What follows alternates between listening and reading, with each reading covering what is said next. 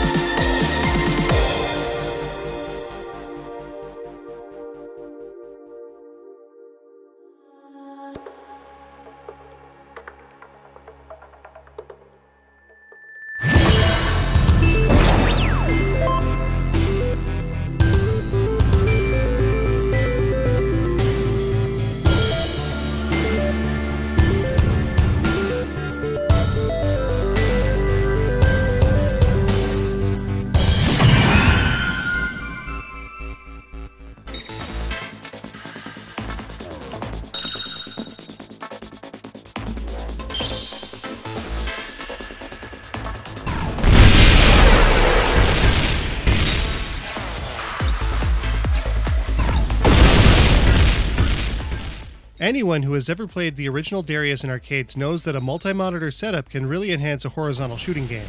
To a lesser extent, we saw that a super widescreen aspect ratio works fairly well in Grasshopper manufacturer's Cine Mora back in episode 49 of Bullet Heaven HD. But this is a whole nother thing altogether. Enter Super Chain Crusher Horizon, an ultra-widescreen shooting game that runs at a native resolution of 3200 by 800 pixels. Taking elements of Q Entertainment's PSP and XBLA title Every Extend Extra, Super Chain Crusher Horizon amps things up with one of the most extreme play areas we've ever seen. Ever. Let's take a closer look.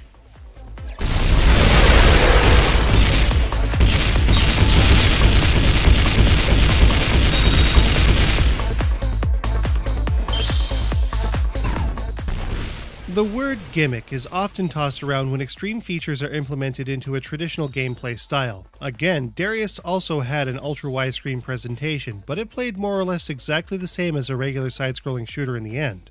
In this case, Super Chain Crusher Horizon uses the extra screen real estate to really capitalize on the chain-based gameplay system. The concept here is pretty simple. Destroy the enemies that fly in from the right side of the playfield. As these enemies are destroyed, their explosions can also take out others that end up getting caught in them. These chains can get pretty humongous as well.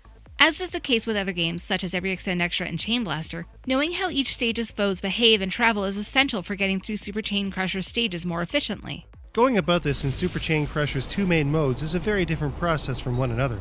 The monoshot game emphasizes critical timing using a single auto-charging shot. This particular mode has a charge gauge that's just about as long as the screen is wide, with a full charge resulting in a massive 2,000 pixel wide explosion that just rips everything it touches to shreds. A higher shot power also results in larger explosions longer down the chain. Another shot can't be fired until the one that has been shot leaves the playfield. There is also a standard mode that allows players to rapidly fire shots as fast as the player can press the fire button.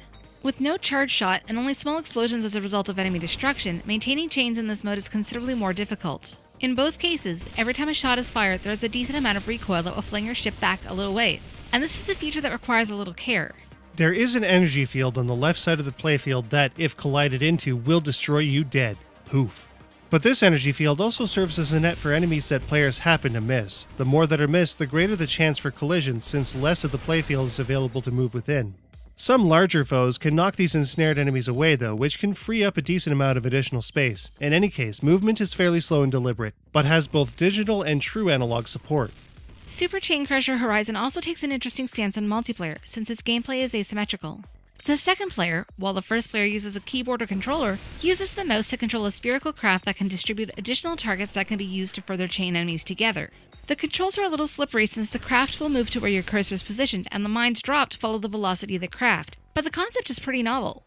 Super Chain Crusher Horizon also has a series of single-player challenge modes that test players' skills with specific objectives. Suicide Attack has players attempt to get as huge a chain as possible with no means of shooting. With one chance to take out the boss, a player's ship becomes the weapon of last resort.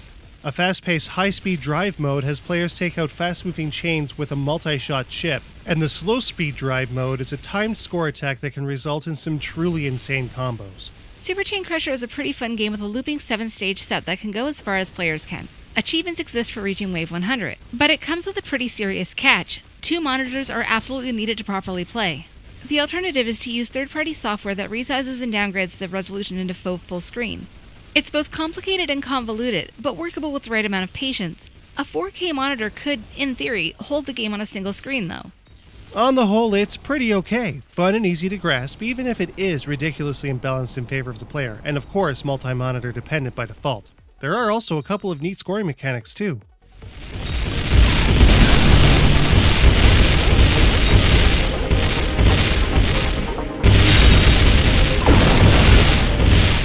Scoring in Super Chain Crusher Horizon is pretty simple. The higher the chain, the higher the score. Starting at just 4 points, the chain bonus can get all the way up into the tens of thousands with just the right timing. But there's more. When accumulated enemy ships are knocked away by a larger craft, a score is also applied, though there is no real advantage to scoring in this manner specifically. The main score method will make up the bulk of your numbers. There are, however, hidden score points. Charging up a full shot and flinging it all the way down the line without hitting an enemy will result in a 10,000 point bonus. Furthermore, this score will be multiplied by the number of times you do it. Miss 10 times with a fully powered attack, get 100,000 points. This enhances an already awesome amount of risk-reward, since there are always enemies on their way to collide with you, and it takes quite a while to get that shot all the way up to full spec. There is also a post-stage end tally that takes your max chain and wave number and multiplies them for a decent score boost. An additional bonus for the second player's survival is also added if the second player survives. Not as easy as you might think, thanks to the slightly wonky control of the second player's ship, but somewhat manageable in the end. In the case of the timed mode, a clear score is also applied when the final score is tallied up, so long as you make it all the way through.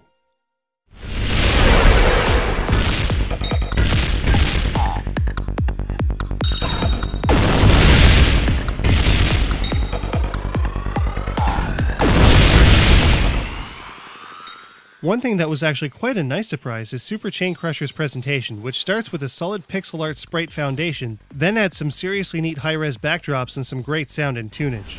Even with a ton of enemies on screen, Super Chain Crusher Horizon runs at a nice smooth rate at all times, a feature that's helpful when it comes down to dealing with over 100 enemies at once. The simplified pixel art sprites and generally simple animation help in this respect. The overall ship design isn't exactly complex or varied, but it all works fairly well. On the other hand, the backgrounds can be nothing short of amazing. Some of the planets you'll zip by, like Mars and Saturn, can be obscenely detailed, while others, like Uranus, leave a little bit to be desired.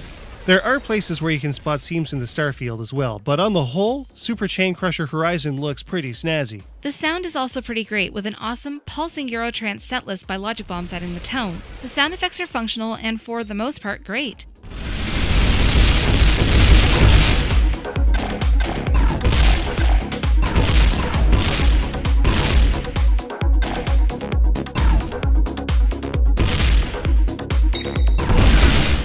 The spoken parts, on the other hand, weren't quite as fitting as the rest of the audio here. There's something just a bit off with them.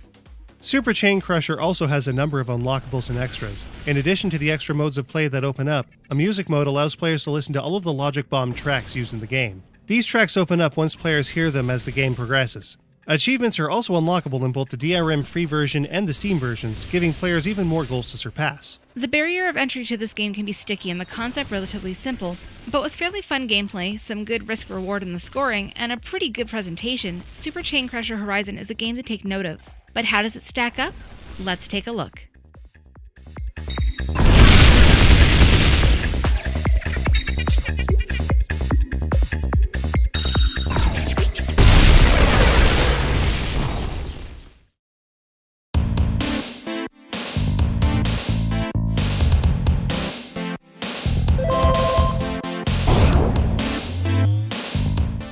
Super Chain Crusher Horizon has some fairly slow control, but it's still quite manageable.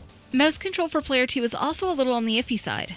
There is a decent amount of challenge to be had in Super Chain Crusher's main modes if you're trying to get all of the achievements. The extra modes can be quite challenging as well. Super Chain Crusher Horizon can go for a very long time, and the 7-stage loop is pretty long on its own. Getting all of the achievements can take a while too.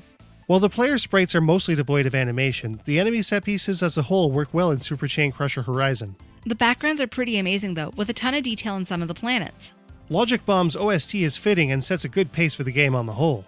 The sound effects work well too, with voice effects being less great. Super Chain Crusher Horizon does some really nifty things with its chain-based gameplay, but it's really nothing we haven't seen before in games like Chain Blaster and Every Extend Extra. Adding a ridiculous aspect ratio makes it more or less unique through the sum of its parts though. In the end, still pretty fun.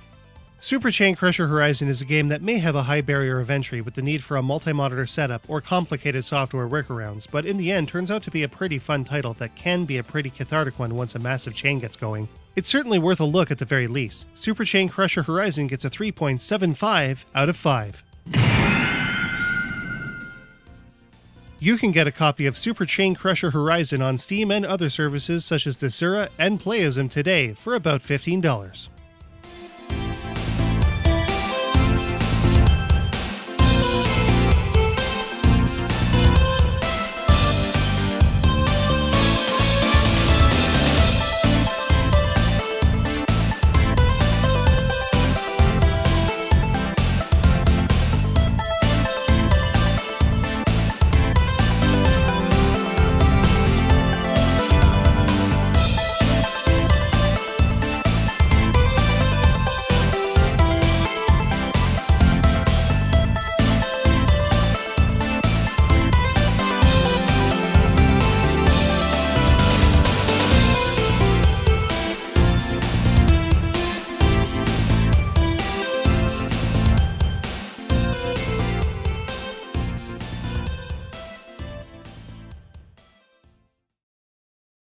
In this case, Super Chain Crusher